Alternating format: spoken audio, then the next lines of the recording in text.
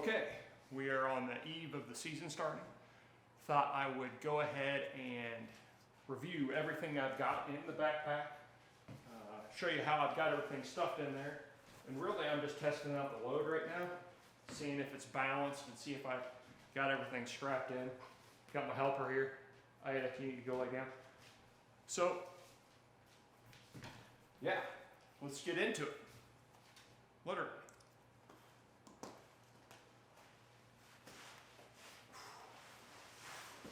I already tell you it's too heavy. All right, so this right here is the 511 Rush 100 60-liter backpack. Now you notice I've kind of got stuff Frankenstein to it, and that's just from the gear load and how I'm kind of stacking things in right now. So I also have attached to the outside, this is an Osprey Daylight day pack. And the reason I've got that is because I want something after we have base camp set up to do day hikes with that isn't as heavy as the Rush 100. So I'm using that as my outside gear addendum to the Rush 100. Now, the Rush has a MOLLE system all over the back of it, but I went with a separate pack because it's the base Daylight Osprey pack is really light. So that's what I ended up going with. But let's just go ahead and get into it. I've got the Osprey strapped to the outside using the main buckles of the Osprey itself. There's the waist belt. I've got it tapped into the MOLLE system. So it obviously comes off. So I've got that here. Then I've got my tent set up on the side of the one side of the Rush 100. This is a 3-season Big Agnes. It's the C-Bar 2-person tent. It's new to me this year. I'm going to test that out. I'll do some setup on it later. Be sure to check out that video. I'll show you how the tent sets up later on. But anyways, it's just strapped to the outside right now because really I'm maxing out the capacity for this backpack. And then of course on the bottom I have my camp roll strapped in. This is a Sea to Summit. I'll go ahead and include links to everything that I'm using. I used this last year, really happy with this pad. It fits real nice. It's the width of the backpack of the Rush 100 on the bottom, so it doesn't end up bumping into things when you're walking on a narrow trail. I like that. And then pro tip here, after I strap it in, I go ahead, this particular pad has cinch knots on either end of it and rope. And one of the things, especially when you're hiking by yourself, it would be easy to kind of not feel this come off of your pack or come loose if there were any shift in it. So kind of to guard from that, what I end up doing is, once I strap it in, is I'll put an overhand knot into the actual buckle strap, which holds this strap in place, but it's also tying the pad to the pack. So even if it were to come loose, it can't fall off of my pack if I'm getting in an aggressive area and not paying attention. I don't have to double back. So that's what I like to do on anything that I've got kind of hanging outside, is I want to make sure that it's strapped on tight. So got the tent strapped in, and notice, same thing for this, the Big Agnes tent, it's got a loop on the bottom, and what I've got here is I've got it strapped through my 511 pack, so that even if it were to come loose, it can't fall away,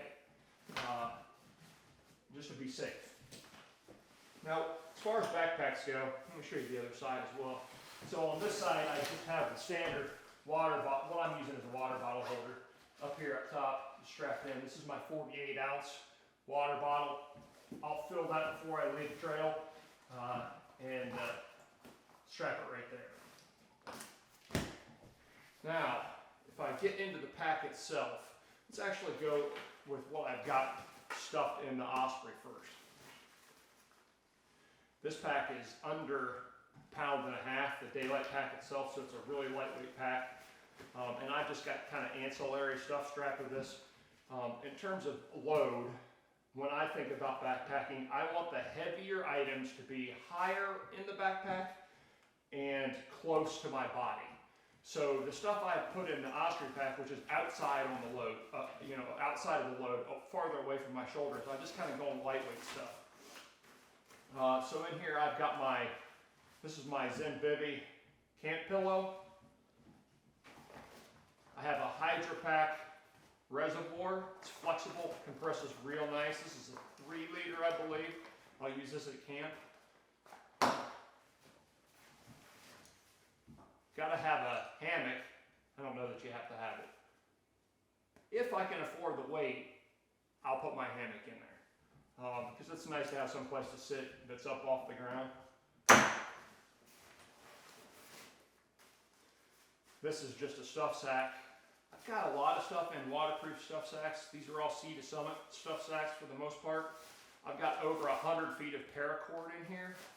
The sack isn't really necessary, but what I find is for the weight, what you're talking about, an ounce for the sack itself, it ends up being a good bonus to have something like this at camp in case you have something that you're trying to keep dry. And it's just a good organization. Then I've got my Sitka rain shell.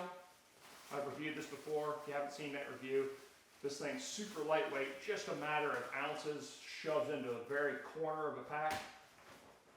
So definitely worth the take. And then I've got my bladder, which is a 3 liter bladder with an insulated hose on it. This is what I'll end up using once we get to camp. When we go hunting with the dogs, I'll use this to hydrate the dogs.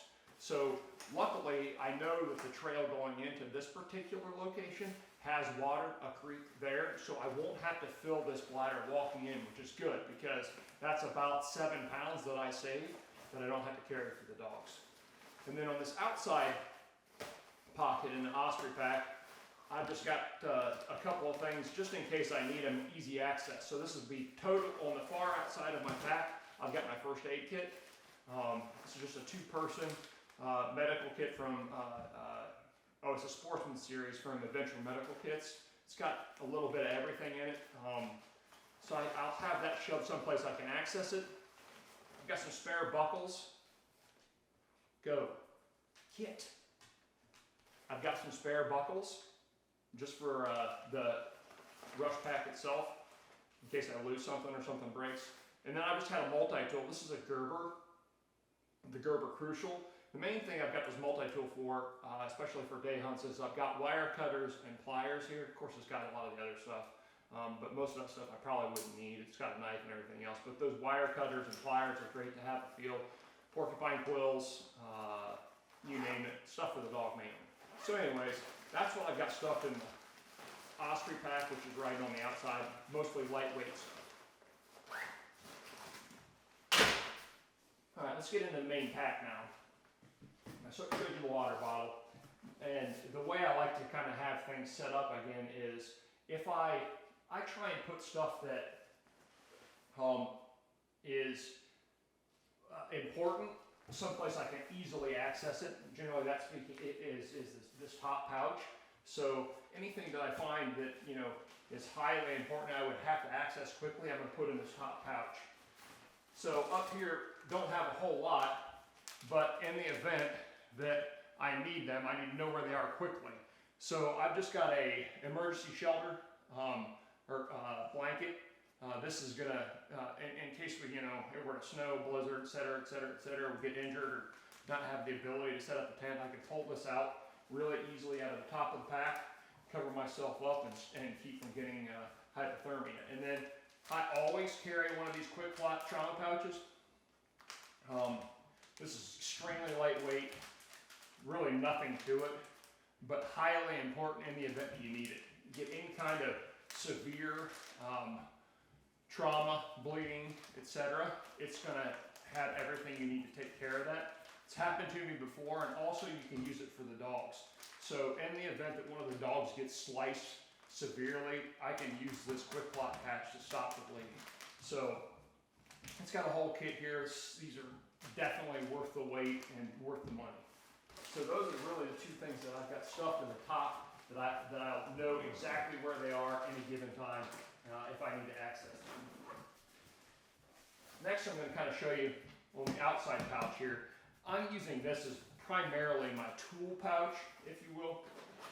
I just think of it that way. It's kind of an oversimplification of what it really is, but everything that falls into the tool category is going to go in here.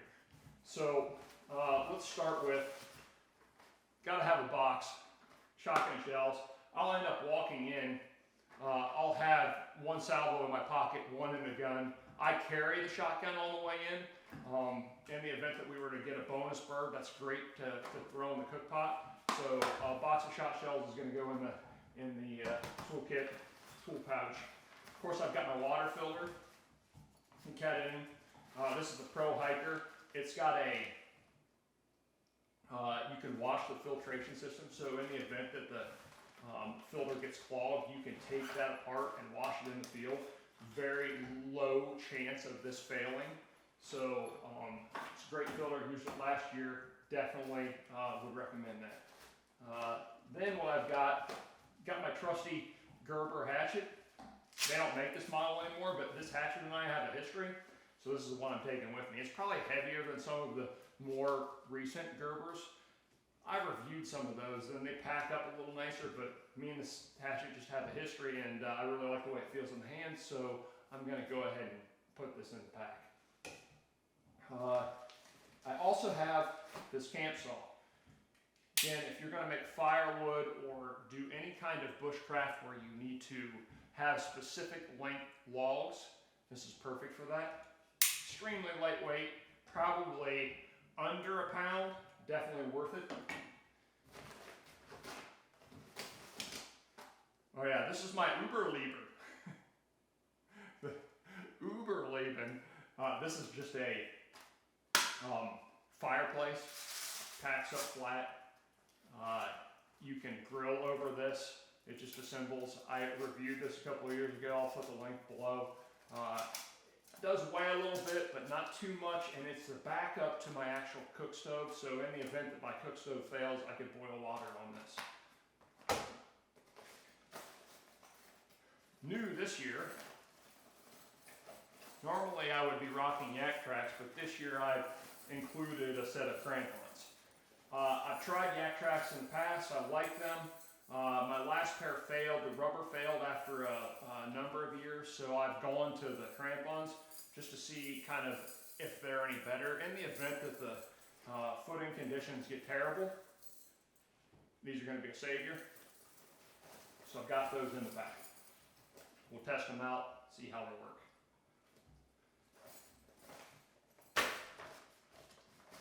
Got a set of knives.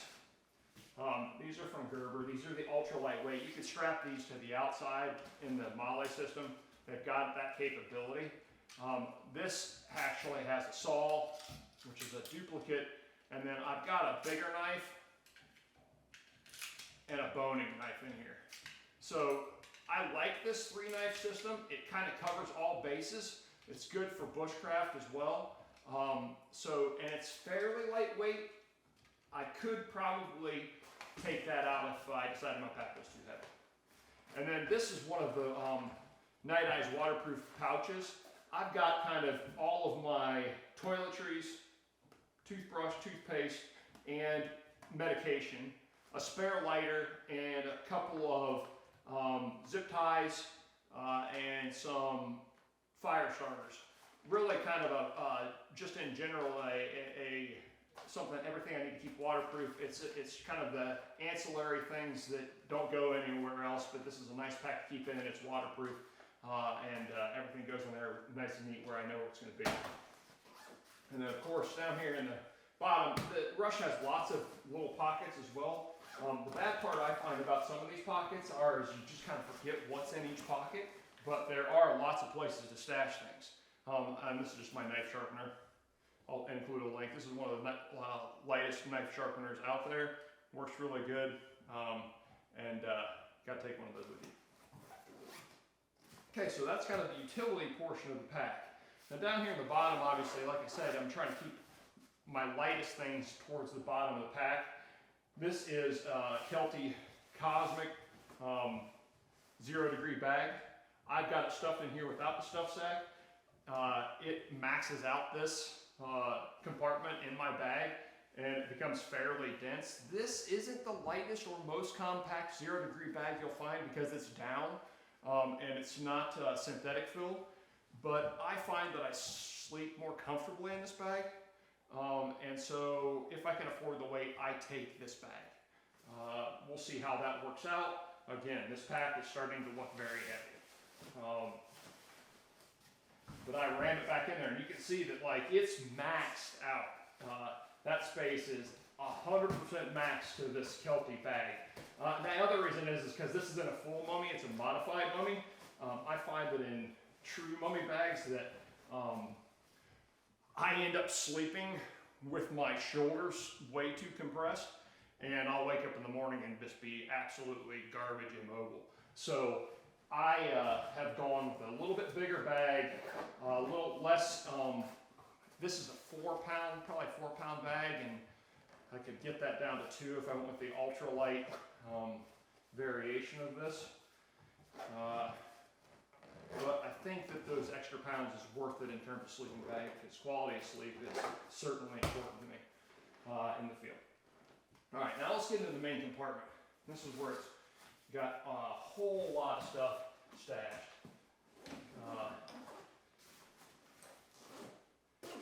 And again, the way I roll with this is I try and keep the heavy stuff up top.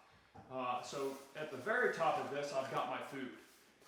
This happens to be 5 days worth of food. I could stretch it to 6 if I needed to. It's in a waterproof bag, of course. I've got everything cooking food camp related in here. This is my cook kit. I've got an MSR pocket rocket in here, camp cup or cook pot, as well as my silverware. I'll put links to all that below. 1 canister of fuel. That should last well over 5 days from boiling water. And then not only do I have it in a waterproof stuff sack, but I double down and I put everything into a gallon Ziploc. This is 5 days of food. This stuff sack is really got a high waterproof lining on it, so it's hanging on to my Ziploc, which is fun. It's annoying to get it out of there, but I'll show you. So this is 5 days worth of food, believe it or not. That's about 7 pounds. Dehydrated meals, granola, oatmeal, trail mix, bars, just, you know, a little bit of everything in there. I figure it's about, I factored it up, it's 2,200 calories a day, probably. Like I said, I could stretch that to 6 days if I wanted to. And there's a reason that I only have 5 days. I'll kind of get to that later. But mainly the reason is, as you can see, my pack is maxed out. So this food takes up a lot of space and it's dense in the weight compartment. So yeah, 5 days is about all I can handle carrying at one time. The fix for that is restocking trips, and that'll happen. So this first trip will definitely be out for longer than 5 days, but I'll have to resupply. That's just part of the game. The main reason for that is because the dogs carry their own food, and they can only carry 5 days of food between the two of them. So really, we're kind of stuck with that being our max time out without resupply. This is another waterproof stuff sack. This has got my electronics in it, or anything that could short out. Brand new this year, have not tried this yet. This is a Gouda battery backup. It's got solar with it, and MagSafe charger for it, so you can just set your phone down on it. All the cords are built in. And then the big thing, the reason I got this is because it's got a built-in hand crank. Now these are relatively heavy in the grand scheme of things. Weight is dense, but say there's no sun up there. Good news is with a little bit of cranking, I'll be able to get enough power to power up the phone, which will be my primary communication device to the outside world in the event that we have problems. So yeah, this Gouda, good with AAA battery backup. I'm going to try it out this year, see how it works. Along with that, to power the battery backup, we've got our big blue 63-watt solar charger, it's a solar panel. Of course, I've got the cables I need in the zipper on the back. You do not want this getting completely wet. It'll short out the electronics in it. I learned that a few years back. So yeah, this solar panel you have to keep dry, which is why I've got it in a waterproof stuff sack. You don't have to keep the panel itself dry, but the electronics, you cannot have those get wet. So this is the Garmin Alpha 10 handheld portion of the unit. The dogs will carry their own collars, and they will also carry the rechargers for this. This is just a GPS collars for the dogs, so when we're out in the middle of nowhere, we've got a way to access them, find them. And then this year, new to the pack, I picked up a Goal Zero crush light. This is just a pretty simple little light. I'm going to charge it up. It's got a little solar panel on the top, so it should stay charged by itself. Just for ambient light around the camp, I just pop this up and turn it on, and away we go. So that's just kind of nice to have around. It doesn't weigh much at all, probably worth the weight. So that's my electronics bag. Then we kind of go to the last thing in the pack, and that's my clothes. So this whole bag is my clothes. It'll also supplement my pillow. And really all I take with me, clothing-wise, for a trip like this, which will be a multi-day trip, is I'll take one backup of everything. So one backup pair of pants, one backup shirt, one backup pair of socks, one backup pair of drawers. I've got actually a spare set of socks in here just in case. These are lighter weight. Early season, it's tough to tell exactly what you're going to get into in terms of temperature. So those other socks are heavier weight. These are lighter weight. Again, not much in the weight category, although everything does weigh something, right? I have this can be used, it's just a compression sock. It's for a calf or an arm or a knee. You could pull it and use it for all those things. So in the event that we have an injury, a cut or something like that, I can use this as kind of compression over the top of it, pull a muscle. And I've just got base layers. These are the Under Armour 4.0 base layer. Hopefully don't need those, but you got to prepare for everything. So that is the complete contents of the pack. Now, the bad news is that all of those things total up 48 pounds. I'd like to be more like 35. That's really where I'd like to be. And also when you consider the shotgun being another 5.5 pounds and the camera being probably another, anyways, we're going to be close to too much weight. But at this point anyway, it feels like it's too much weight. So what can I do? What redundancies could I take out, and where could I make savings, I guess?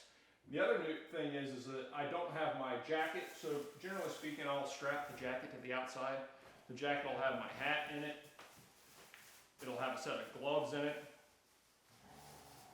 Those are 511 gloves. This jacket is a very lightweight Orbis shell. I'll put links to both those things, so those will be on the outside. And then really, if I had the room, I would go ahead and take my Carhartt Drylock sweatshirt, my hoodie, because I like to wear this around camp, and also it kind of doubles as a cover for dogs in the tent. But I'm not sure we're going to have weight for that. This is 1 3/4 pounds. So where could I have some weight savings? Well, the truth is that in terms of food, we're already going to be at a pretty massive calorie deficit right out the gate. So the 7+ pound food bag, it's got to stay the way it is. So can't make any savings up there. Shells, we need the shells, can't really make any savings up there. Could we take maybe half of a box of shells and reduce it by 1/2 pound? Could, then you run out. So got to keep the shells. Water filter's got to stay. We could,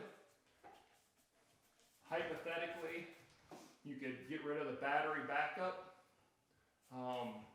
and see where that would put us. This weighs just over 1 pound, and you could just charge straight off the solar panel, but if there's no sun, then how do you have your communication device charged? So solar panel is a requirement. Battery backup, probably not worth taking out. We could get rid of the light.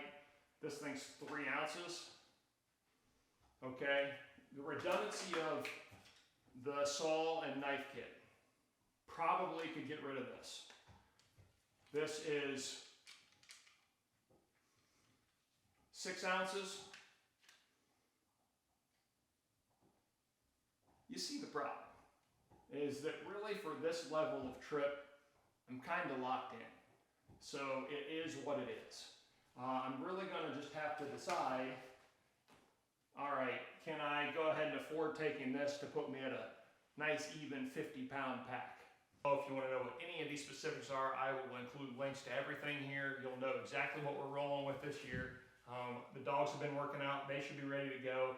And I'm going to do a review of what is in the dogs packs next. So check out that video and see what the dogs are carrying for this first 5-day segment and what the thought process is behind that.